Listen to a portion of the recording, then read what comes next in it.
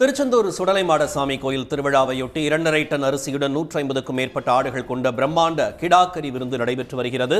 கூடுதல் தகவல்களுடன் இணைகிறார் செய்தியாளர் செந்தில் ஆறுமுகம். விவரங்கள். கண்டிப்பாக திருச்செந்தூர் சுடலைமாடசாமி கோவில் வெகு விமர்சையாக நடைபெற்றது. நேற்று குடைவிழா நடைபெற்றது.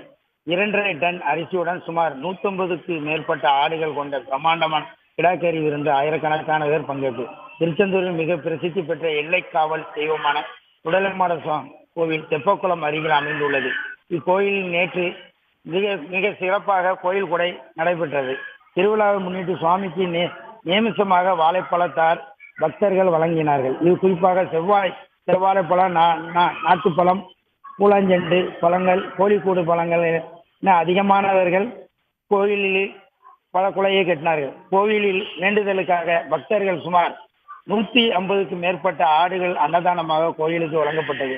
மேலும் அன்னதானத்திற்கு சுமார் 2.5 டன் அரிசி உணவு தயாரிக்கப்பட்டு மேலும் சாம்பார், அவியல், கிடாக்கரி என அன்னதானத்திற்கான நேற்று இரவு முதலே அன்னதான உணவு தடபுடலாக தயாரானது.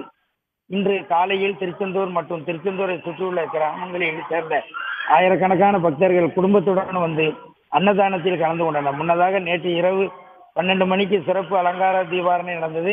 இன்று புதன்கிழமை அதிகாலை மணிக்கு படப்பு தீபாரணை நடந்து திருவிழா பக்தர்கள் கலந்து கொண்டு விழாவில் ஏற்பாடுகளை கோயில் நிர்வாக கமிட்டியினர் செய்தனர். உடனுக்குடன் செய்திகளை தெரிந்து கொள்ள சன் நியூஸ் பெல் ஐகானை கிளிக் பண்ணுங்க.